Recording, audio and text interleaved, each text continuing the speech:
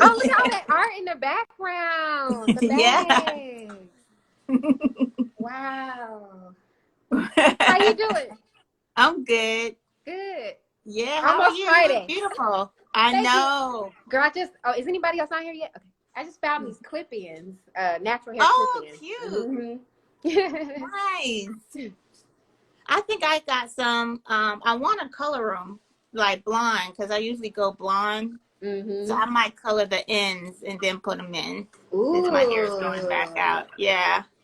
I never thought about coloring them. This is my first time, so we'll see how Yeah. it goes. Which brand did you get? Whatever Beauty Masters and by Greenbrier Mall Oh, had. okay. I got I have the box upstairs. I haven't put them in for a long time, but usually like in the summertime, like when you're out and stuff, you want to change up your hair and all that other Mhm. stuff. So I haven't got the chance to do it. I've had braids all summer and spring. So Yeah, that blonde, that color is a really good color against your skin. That looks really good. thank you. Look at we talking about I we know. talking about hair. Look, I'm watching the people because if somebody Right. come in here, I'll stop. So what you been up to? You look good. Thank you. Today, so I kind of went back to quarantining a little bit. I just keep meeting so many people who are catching COVID, and I probably should have had this same restraint and worry when it first happened. Mm-hmm. But I think after all of the protests and the governor opening the state back up, I just saw that the numbers were going up. And Mm-hmm. then the more conversations I was having with people, they were talking about how like, oh, I know somebody who's caught it or somebody else. And so I'm actually trying to be a little more safe right now and stay home. But Yeah. today has just been a lot of like virtual meetings and Yeah. getting organized. As long as I mean, I'm just getting used to just the Google chat. Just it Mm-hmm. automatically goes into your meetings now, so it's not something that it's just automatic. Yeah, yeah. Hey, auntie, my auntie's on here. Hey, girl. Hey, auntie. Yeah. So yeah, because my uncle just passed 2 weeks ago from I'm sorry to COVID. hear that. I'm sorry to hear that. Thanks. And I know somebody else that's really close to me that had it, but he's okay now. So yeah, I mean, Yeah. it's It's it's real. My friend it's just lost his real. mom yesterday. She just transitioned last night. She has been dealing with it for Oh about a month. Yeah. So, I just, I think we a lot of the young people we're like, oh, our immune systems are great. We know about all the natural stuff. We all follow Dr. Sebi, right? right, But that doesn't, we still can. What the scientists kept trying to remind us is that it's not about you guys. It's who you could end up giving it to. mm-hmm. That's the concern, the older people, the people with the pre-existing conditions. So I feel like I'm trying to like be safe so that I can keep them safe too, I guess. Right, absolutely. We all have to do our part. Yeah. Yeah. So let's get into it. Okay. I want to know everything about Artsy Bella. Like, Okay. I want to know everything from like your start and like you wasn't doing this like what 10 years ago. No. No. So I've always been an artist. I was always like one of those art kids in school. They always get us draw me a picture, come do the mural on Right. the wall, design our class outfits and all that kind of stuff. I did a lot of that in school, and then my senior year, I decided I didn't want to go to college. I was like, I just want to be an artist and I want to be an entrepreneur. Mm-hmm. I don't understand this trajectory of going to school, working a job, staying there 30 years. When and I definitely believe I have to develop my talent, but I already know I know my purpose. So Mm-hmm. I didn't feel like I needed that. And then I got into SCAD, but it was too expensive. My family thought it was too Yeah. expensive to try. And I actually wasn't going to apply for college. My art teacher told on me that I didn't apply. I was like, I'm 18 in a few months. My mom's not going to be able to say anything, right? And he told on me. So I applied to Georgia State at the last minute. It was like the best decision I ever made. I was an art major, but then my family still said, you're not going to make money doing this. So I was like, well, what else am I supposed to do? And I tried a lot of different majors. The only thing that I've ever stuck was business, of course. I just had a fascination with the problems, as you know, the problems we get to solve in business and marketing. And so I did that for a little while and got an opportunity to work in the music industry a little, get started with promo and marketing, and then got to manage some talent, just always wanting to be around creative things. And then I dropped out of school because I was like, this is going great, meeting all these people. And then I just started working a lot of different jobs. And one job, I started working with a church, a group of young ladies. And one of the girls had some severe mental illness. And it helped me see like that people have bigger things going on that, you know, church and prayer don't always solve. And it got me curious about mental health. And so I ended up working in mental health for 10 years, got my master's in psychology, and I wasn't making a bit of art at all. Well, you know, I draw a picture every once in a while. Yeah. But there was a part of me I felt was always missing. And my last job in 2016, I was working with sex trafficking survivors. And one lady in particular, her name was Debbie Vance. She was a phenomenal artist. And I was like, dude, you could make so much money selling your work. You're so talented. And just the way she would translate her narratives visually was just crazy. And I speak about her in past tense because unfortunately she passed away a month before I opened my studio last year. And my goal was to always give her, like, really, I think what I wanted was her to meet someone like you who really believes in helping artists monetize their talent, and look at like all the stuff you have in the background. I always saw her being able to do something like that. So after that, it just really motivated me that I have to fuse the mental health and the therapy back into my business in honor of her. And so we were doing commercial art and sipping paint parties for a few years and building traction and really kind of like building the brand, also making money to keep our lights on. And then, you know, we got an opportunity to pivot and develop a product really focused on fusing my two passions, art and mental health.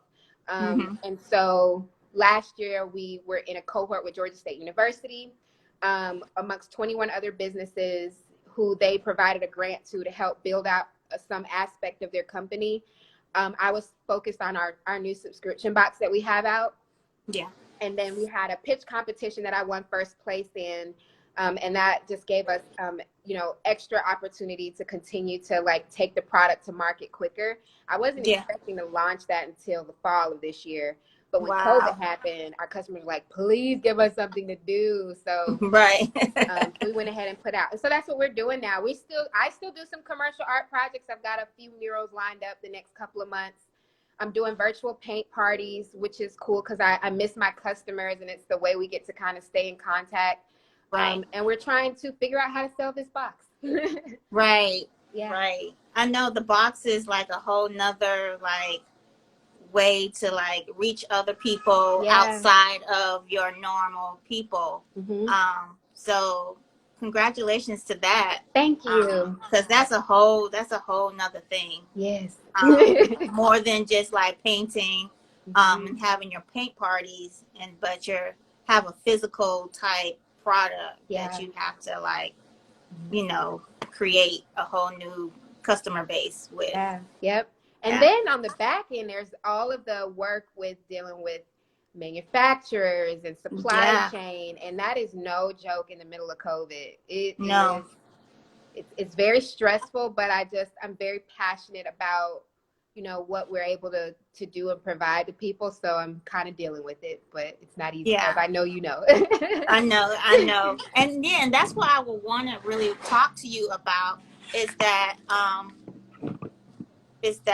you know, the struggles that you have with your business and how are you, you know, getting through that, especially during this time, because, you know, I used to do events outside, and everybody that does events is kind of like doing these online stuff. So just pivoting to that and trying to be cautious and aware of everybody's financial situations when you're putting a price point on these virtual events.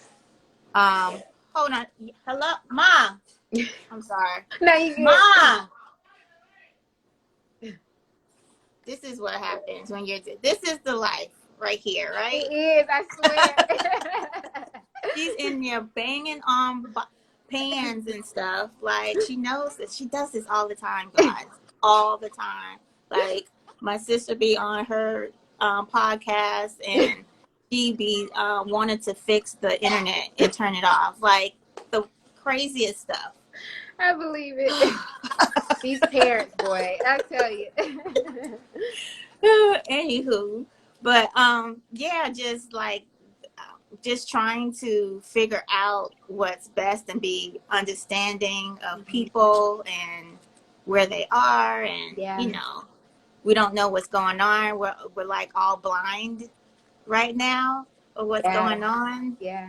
I always say I wake up every day and I say a whole lot of positive stuff, and then I just figure it out, because you just don't know, So I've got like all these I just started, I learned about the affirmation thing a long time ago, but would never do it. But I'm doing it right now. I've got some words all That's over another my mirror. thing, because when you're an entrepreneur, you are super spiritual. Yeah. And you listen. You are closer than God than anybody else. Oh my goodness, you are so right. I tell people that all the time. My relationship with God is nothing like I've ever experienced before.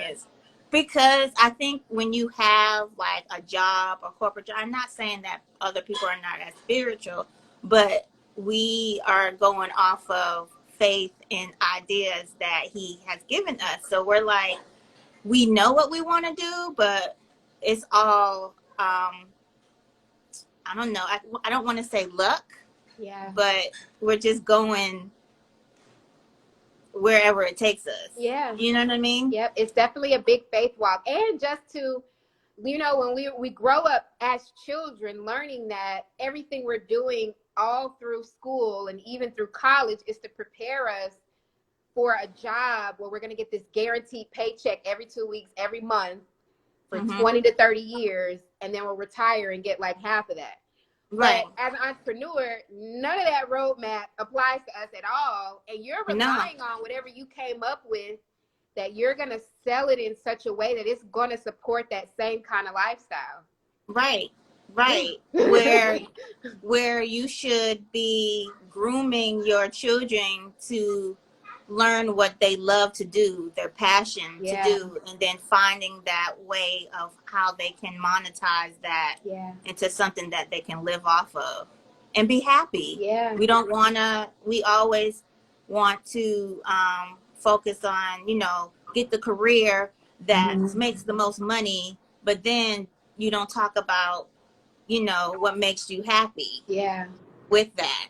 That's good. And I think the conversation needs to change when you're talking to, your young siblings or your kids on to find the stuff that you are passionate about. Yeah. And that's where you'll be most happy. And not discounting that, because when you think about what truly makes you happy, a lot of times you find that in those talents, those things that you're naturally gifted in. And I love what you're doing, and what our community in Atlanta of, people who are kind of like focused on the business of art is growing.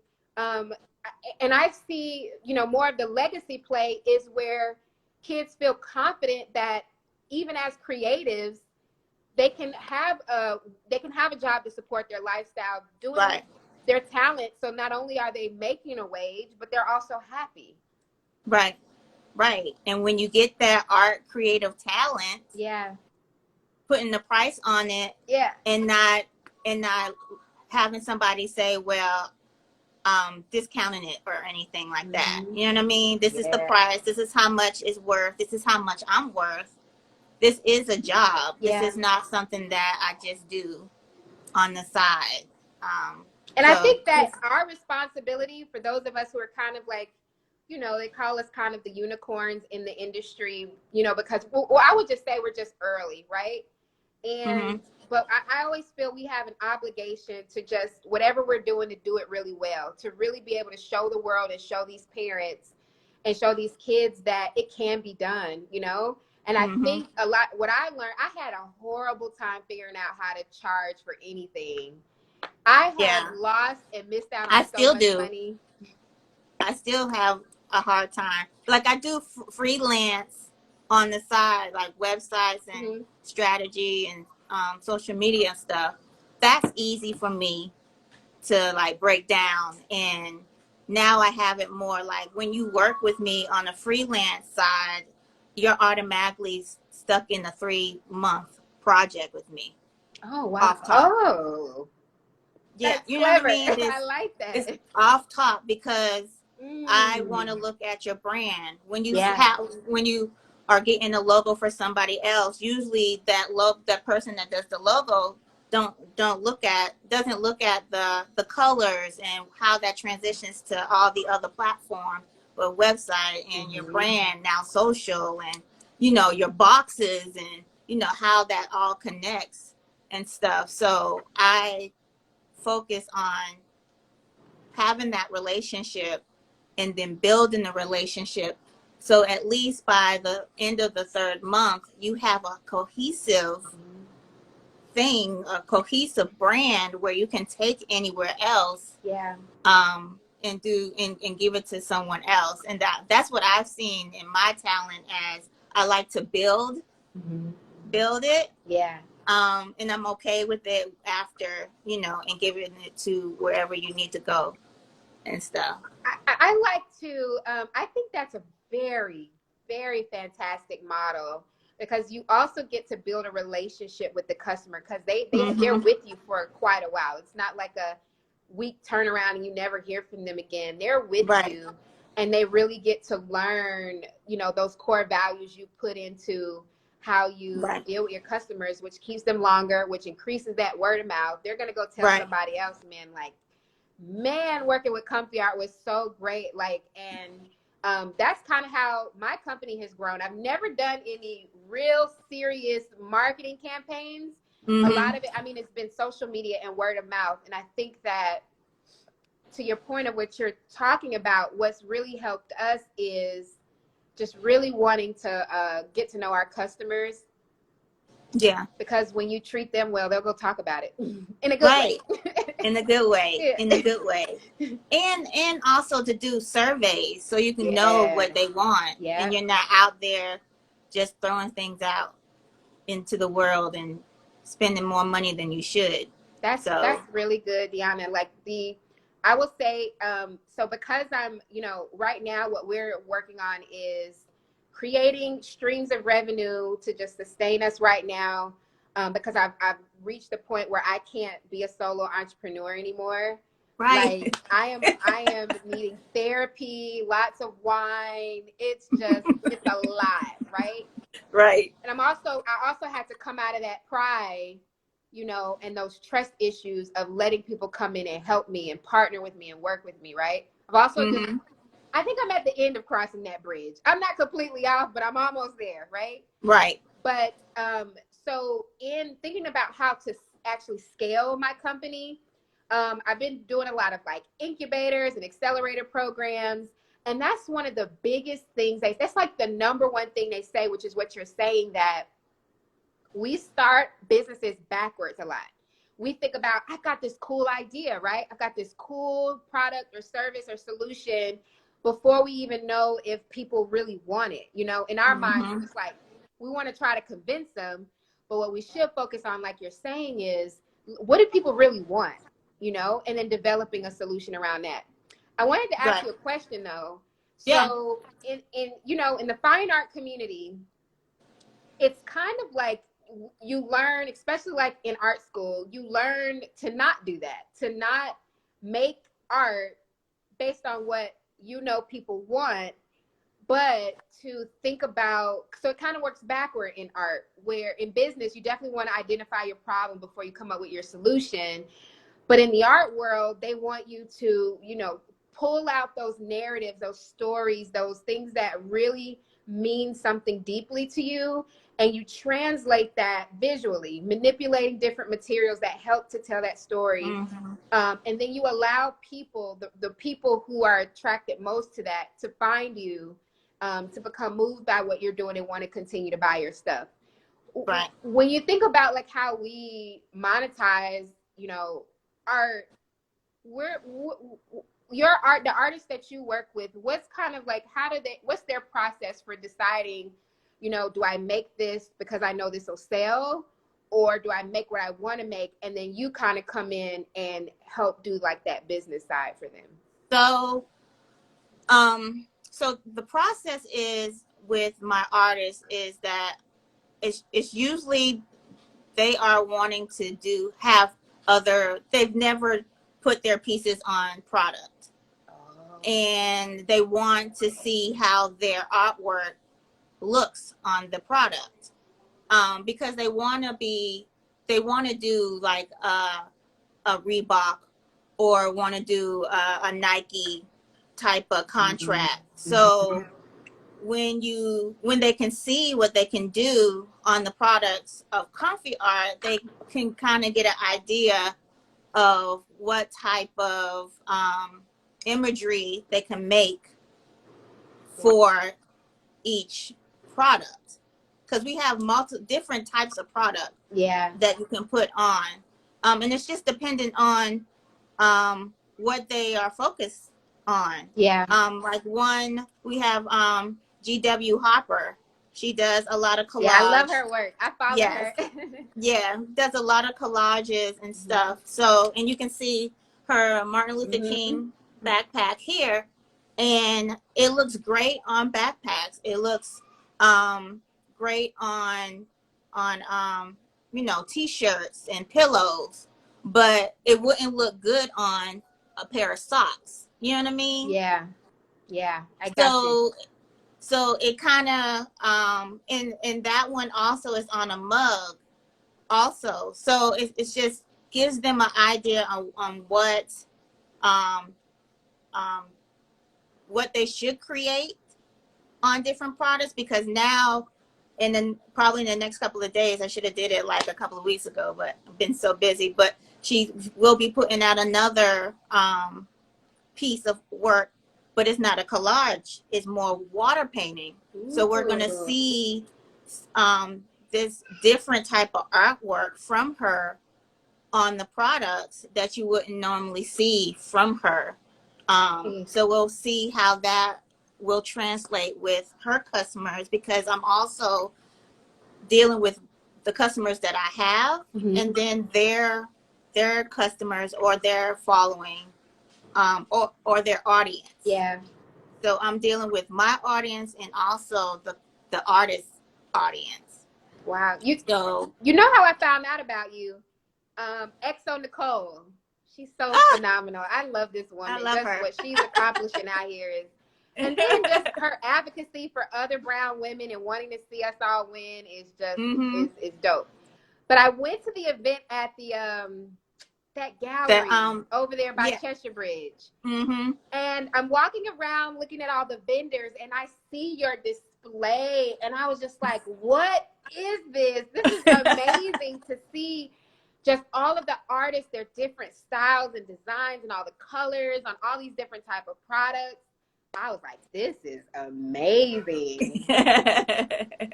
Yeah, you got something really, it's pretty really big good. and bright, huh? You can't miss Comfy Art when we go to vendor events and stuff. So and that was one of the plans on this year, to kind of expand and to kind of like redo as far as like the visual of how you come into our space.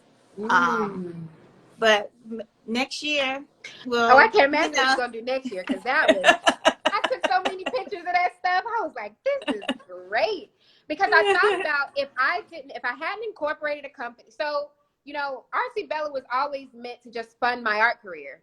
Because when I finally decided to commit to being an artist, also being a business person, I'm like, I can't be a starving artist. It's just not even, I just don't believe in that. I don't know where is my little street hustle. I don't know what it is, but whatever, or my watching my grandma build a business. I just know that, like, you know, I'm going to figure out how to make some money. But what I also respect is just in the fine art community wanting to, not, there's some things that shouldn't and can't be commercialized, there's some of the work and the, just the purpose and obligation we have as creatives with what we offer the world that that we probably should avoid trying to monetize it. But at the same time, the world is changing. And I was an artist that people told, you can't make money at this, so just don't even do it at all, And I just don't want to live my life that way. I want to do what I was put here to do, but I also want to pay my bills. And I also want to feel confident about being able to take care of myself and not have to make any desperate decisions with relationships, with any of that stuff, with what I want to do. I don't want to compromise what's important to me professionally, my integrity, everything. And so I was like, I'm going to start a business. I'm going to figure out how to monetize a part of my talent so that I can fund my art career, because I also found that the art community is a lot of times they weren't wanting to let new people in. They were like, you're a baby artist and you're still figuring it out. You can't really be in our group. And I was like, well, fine. I'll just find my own group. If I can't find a gallery to put my work in, I'll make enough money. I'll just open my own gallery. On my gallery. Right. That is so true, because a lot of people like I can say you can probably say I'm like the baby in the community. Yeah. I'm as far as with the different artists and stuff, I'm just now getting in and reaching out to different artists, and it's a close knit community that everybody really knows everybody, and that's almost like every clique here in Atlanta, from tech and marketing, and then you have like the agencies and all of that. Everybody knows everything, and I just had the opportunity to kind of, I'm from Boston, so I'm kind of used to like seeing everybody together, and when coming down here, it's just really siloed. It's like in different communities and stuff. And I've always wanted Comfy Art to be exclusive to the other communities, as far as with tech and music and art. I always wanted Comfy Art to be one of those companies that everything can kind of form into, and invite everybody in. That's really cool. We'll see. Yeah. And I think, so what I wanted to do too is that I knew I was building a business that I had Artsy Bella very figured out. But who Ashley Bella Daramola is as a fine artist was so difficult, and it's still something that I'm sorting through. So I think I kind of avoided the art community for a while, because as I developed my identity as an artist, and even as an art therapist, one of the first things they tell us is you have to have an identity as an artist before you can even start teaching people how to use this therapeutically. And I was like, well, how the heck do I do that? Establishing a style. What am I trying to say? Who am I saying it to? And I didn't want to get tainted by what other people were doing. I definitely didn't want to bite off of what other people were doing, Right. I really wanted whoever I am as an artist to come from an organic place. And now that I feel closer to knowing who that person is, now I'm trying to get connected in the community and meet people and just see how I can add value, because, in some ways we all we got, and and just how I can support through my business, support other artists, but just even adding value to the community by making work that, people want to see and respond to, so that's kind of where I am now. Hopefully I'll make something this year. Yeah. We're on the same boat, because I used to paint a lot, but now I don't paint. You're out there running that business, girl. Yeah. And I want to start, like, I have like 4 or 5 big canvases, blank paint, that I just, I look at and I'm like, when I'm going to like get that inspiration. And I totally understand you don't want to bite anybody's style. You want your own organic So when somebody looks at it, they know exactly who it is. Yeah. Like now I can look at an artist's work And say, and I know, oh, that's so and so. Just like Charlie, you had Charlie Palmer. Yeah. Charlie didn't even know how big of a fan I am of his. I love Charlie Palmer so much. But when you see his work, you know it's him. You know that's his stuff. Yeah. Just know, you know his stuff. Mm-hmm. And it's just so many people like that, like that have that distinct. Even Fabian too. Like everything. Yeah. Yeah, Fabian, and then like there's so many. It's just there's so many great. We could do a long list. It's so many, and the ones that we've talked about, I would love to see them grow bigger than they are. Yeah. Like, you know what I mean? Big, so much bigger. There's so much more out there. That I think, and I'm sure they will want that or is inspired to that that status or whatever. But where is that? I mean, because it's just like, what is the status quo for artists or Black artists? You know, like we have certain names that we can say, but where is that, you know, big, huge in this century? I really like what Cara Walker has been able to achieve, you know, like just the different places that she's been able to show her work. She's become a thought leader behind a lot of the subject matter in her work. And she's doing something, you know, she does silhouettes, which is crazy. Yeah. It's amazing. I love her stuff. I look to somebody like her, like she's somebody who I always aspire, just because I know I can go see her stuff in the High, and I want to be in there one day.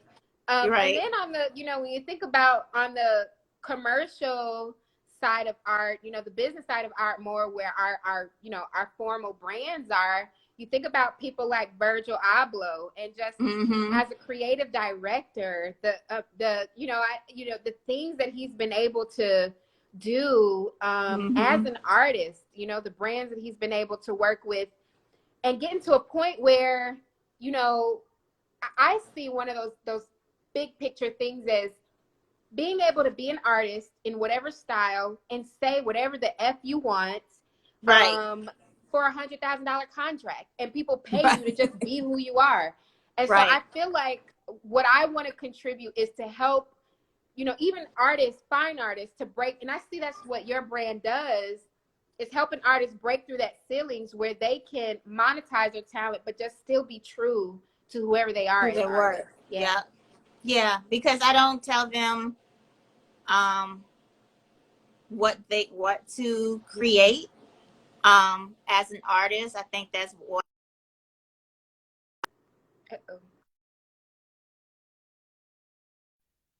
called me. I don't like it when people tell me what to do as far as creativity. I really want to be open and fluid when it comes to that. So when the artists come to Comfy Art, which is like a year-long opportunity with Comfy Art, they have full range of doing whatever they want to do. Cool. That's really, really cool. You know, I think we're also, you know, we work with a lot of artists too, but more on the instructor side. You know, people are passionate about art education. And I would just love to see over the next 12 months us really be able to build databases of artists who are either interested in teaching or creating, and just being able to offer more opportunity to them, because it could be a way to make money while they're figuring out what they really want to do as artists. You know, it may not be, you know, they may not want to be with Comfy Art or Artsy Bella for 20 years, but at least that time that they were with us, we put some money in their pocket and gave them an opportunity to really figure it out. Right. And that's one of the things where that we have to, like, that's what we have to think about. They're not always going to be with us. We have to groom them and then send them on their way to do better and greater things.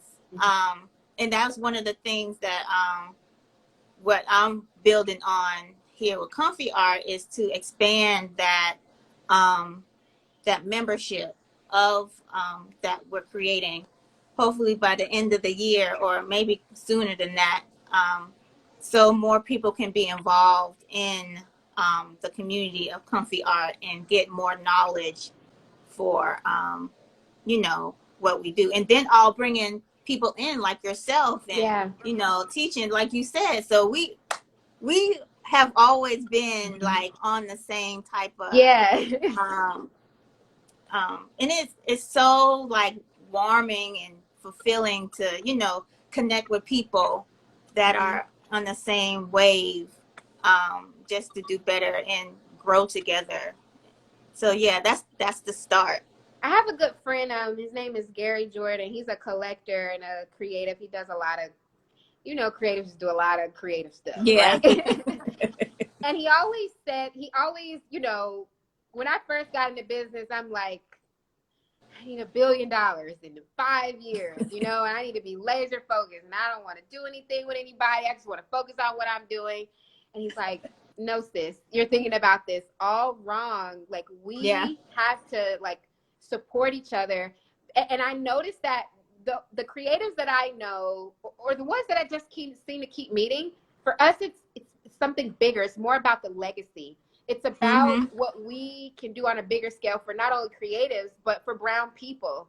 Mm-hmm. And the opportunity to build things with creative resources to then help our community. And we think about things in that way, it makes you want to collaborate more and find Right. ways that like we can just offer value to each other and support one another, because it only helps us get those legacy plays done a lot quicker and, you know, and Right. better. Yeah. Right. Right. We have to change our mindset. Like you said at the beginning, you can't do this by yourself. Mm-hmm. Learning You the hard can't way. do it.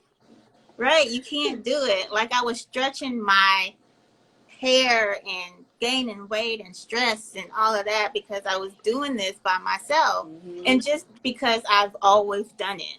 I've always done it for corporate. I've always been the one digital marketer person to create all these things and all these platforms by myself. And I'm go into my business with that same mindset, but you get burnt out. You can't do it. You need that team. You need to find people that are willing to help Yeah. at the beginning and are open-minded when you but let me wind that back. Let me rewind that back. You have to find people that um, have the same love that you have for your company at That's the real. beginning. That's real. And you have to be honest with those people. Yeah. I am very honest with the people that work with me. When I don't have it, I don't have it. Mm-hmm. But they're still there Yeah. to help. Yeah. But I'm still also able and aware of Yeah. where they want to go in their career and not take it, you know, take advantage of it, take advantage of them Yeah. because I'm not able to give them a $20,000 or $30,000 a year type situation. Mm-hmm. I mean, that is unrealistic Yeah. right now. Yeah. So just to be honest with people, especially when it comes to money, you know, like tell them this is what I can do. Yep. You know, this is how many hours I need you to do it, blah, blah, blah. And when you're honest with people and they know where you want to go, they usually stick with you. That's true. You're And I've right. had two amazing women, Tiffany and Kristen, that's been with me for like two years now, that's been riding Yeah. for Comfy Art. And they've have other things going on, but they are always there for the big stuff. You know what I mean? I can always count on them.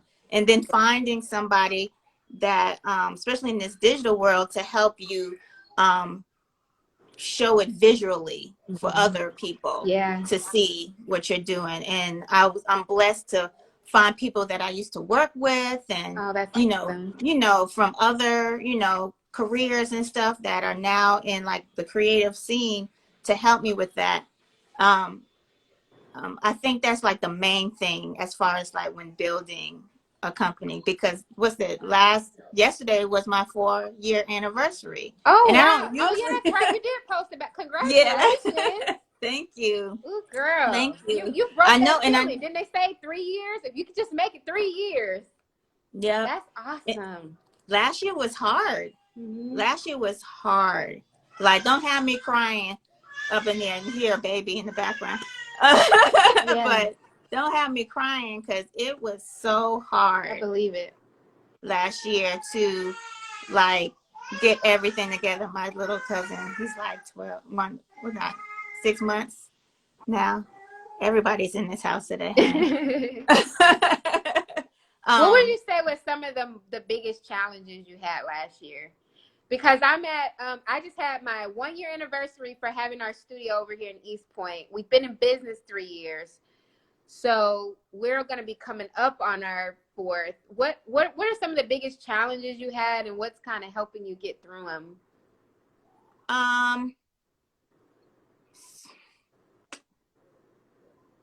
because I want this to work, I dropped everything, Wow. you know, Yeah. like, and what pushed me is because I got let go of my job that I had. I had to move back in with my mom. Wow. I had to, and I have a 5-year old. I mean, she's 6 now. She's 6 years old now, so I have a child. And then, you know, like all the financials, not getting enough money, and then, like, I had a Lexus. I was driving nice and all of that. I had to Those let go of that comfortable that Lexus. stuff had to go. Yeah. All the stuff. It's either I didn't do it or Or God took God it did it. away. I already know where this is going, girl. Yeah, I know it too well. Yeah, God took it away. And Wow. now it's more of, now it's like last year was building more confidence in yourself, building, am I even good enough to do this? Or I know it. Trust me. I understand. Listen, I just spent about, let's see, how long did I cry this morning? It was like 15 minutes this morning, maybe about 30 minutes yesterday. And yeah, when we post on social media, people see the glamorous finished product parts of being an entrepreneur in our business. yeah, But this thing is no joke. it's no It's joke. an internal battle, because you have, like yesterday, I literally had to turn on worship music. I went and put some makeup on and just stood in the mirror, because there's a lot of times where you're not going to have everybody like giving you all these likes and cheering you on. And Right. you alone a lot of times, and you have to like be the one encouraging yourself, because it's hard. Because we still have to like Yes. pay bills. You have a whole human. I don't even Yeah. know what that's.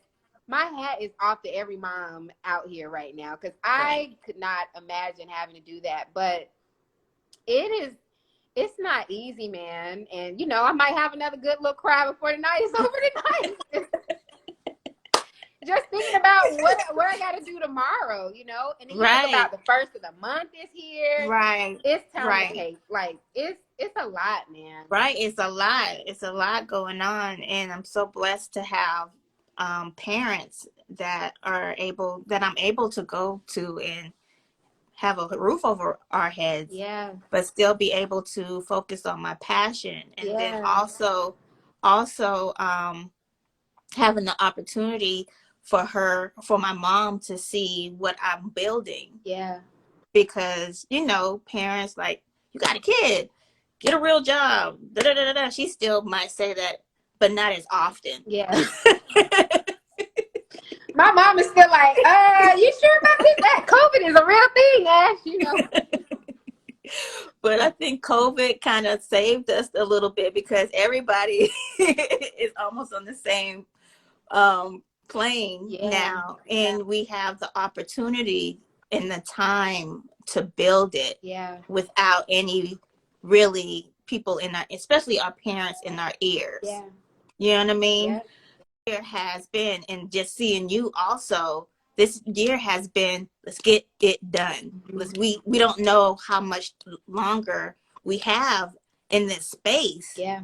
and we need to get as much of this done. And a lot of people say, artists, you know, take some time, blah blah blah, but as business owners, this is the time. We've never had enough time to just get a lot of stuff together Yeah. without any other distractions It's, happening. and I'm always careful, like, to not say, yeah, we're doing great in the middle of COVID, right? Because nobody wants to hear that. Yeah. But I Yeah. will tell you, I made this video a few months ago. It's in my IGTV video library thing. But I just like woke up one day and realized these conditions, I never would have imagined in my wildest dreams that as an entrepreneur, I would have access to the conditions that are happening right now.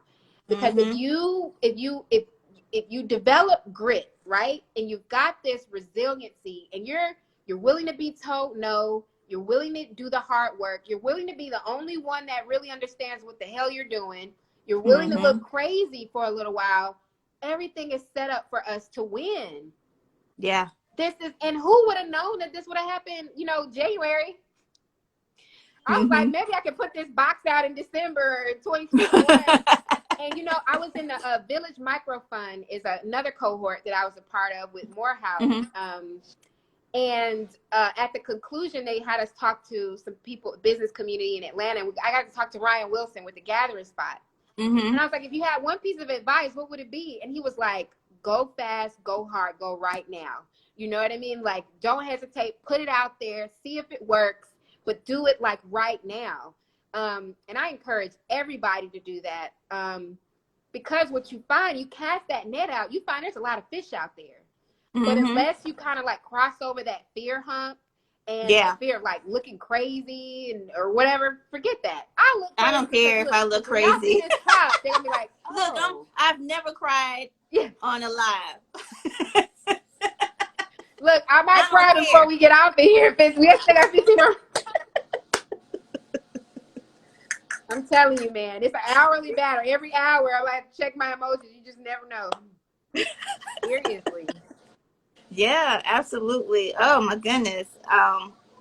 It's been. I wanted to know a little bit more about your childhood. Ooh. And how that affected. Oh, now you're gonna have me out here crying. Because when I look at my daughter, and when I look at my life with my mom, I see certain things that are ingrained now. She was very intuitive of what I liked, and she put me in spaces that helped me grow. Like, she already knew that I was going to be an art person. Wow. She knew when I was like super, super small. So when I look at my daughter, like, she likes to create dresses and stuff for her Barbies. So like today, like for her birthday, we bought her a sewing machine. And today she made a dress out of her old clothes that she can't wear. So it's just like certain things, like what type of things that helped you, that you see when you're younger, kind of translate into like what you're doing now. Well, unfortunately, that wasn't my experience. Growing up, I think that I felt very alone as a creative growing up. Well, I would say like rec centers around the city. So I'm from Southwest Atlanta. So I have ventured my way from Washington Road to Campbellton Road, Sandtown Community, College Park, East Point. That's like my stomping grounds, right? I went to Banneker over here. I went to Um, Banneker. and I really relied on like the rec centers and the stuff at the school because that was my only opportunity to really stretch my creative wings. I did theater for 20 Mm-hmm. years. I was a dancer. Art was what I was always the strongest and what I was always the most drawn to. But outside of that, if I didn't do it at school or out in the community or the neighborhood, it didn't happen. And so it made it difficult to really discover who I could become or what I could become as an artist. And I didn't have the confidence that I would have, like, because at 17, 18, when they're saying, hey, don't do this, I would love to have been like, I don't care what y'all say, I'm gonna do this anyway. Mm-hmm. But, I tried to stand my ground for like a month. And then after that, I kind of folded and was like, maybe they're right. Maybe I am. Mm-hmm. But I think had I had that support from my parents to say, do this and then create opportunities for me to do that, we might have had a different outcome. Now very in what we're doing, and that stuff added value to, what I try to offer other people. But I would say personally, even art was something I needed in my own life. I'm a child of divorce. My parents got divorced when I was really young. Mm-hmm. And it created somewhat of a toxic environment for me as a child. Mm-hmm. So a lot of aggression, a lot of kind of verbal aggression amongst my parents and us. It was just, divorce is just, it's ugly. It can get really Ugly. ugly. And I Yeah. think I saw a really ugly side of it. Mm-hmm. And I would just go in my room and I would go sit in my closet. We lived in this little apartment over on Washington Road. And I would go sit in my closet and just draw pictures. And I Wow. would just try to draw how I was feeling. And drawing But what I hoped the that world could right become. there Yeah. is is God. Yeah. You Ooh, know, girl. that right there is him making you be in your space. Mm-hmm. Even though it was a closet, Yeah. be in that space for yourself to kind of realize this is what I really want to do. Yeah. You, even though your parents didn't believe at that moment, you believed in yourself. Even though Mm-hmm. you said you did Yeah. because you always wanted to do it. Yeah.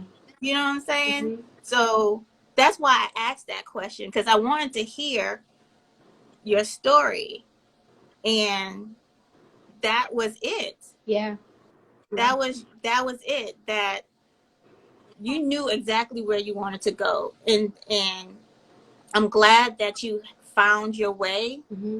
through it, because look, Mm-hmm. And I just, this is it. I'm learning how important it is when people give you an opportunity to tell your story. You got to tell it, even if you end up Mm-hmm. snot crying, because you almost got me crying on Right. here now, just thinking about it. Because even as an adult, I've dealt with a lot of stuff Mm-hmm. even in my adult life, and I may not have been able to figure everything out, but I know I could pull out that sketch pad and I know I could draw something, and I know that it would now, I would say that creating this business is my therapy. RC Bellas Right. is my therapy. It's my Mm-hmm. response in the way that I have overcome emotionally a lot of the stuff I've been through as an adult. I channel it all through here. Mm-hmm. And but I think it's important for us to tell those stories, because there's like a little girl or there's a mom who knows her daughter has a talent right now, who Right. might hear it and now she can see that, like, no matter what my life looks like or what situation I was born into, we were really poor when we were kids and Mm-hmm. stuff like that.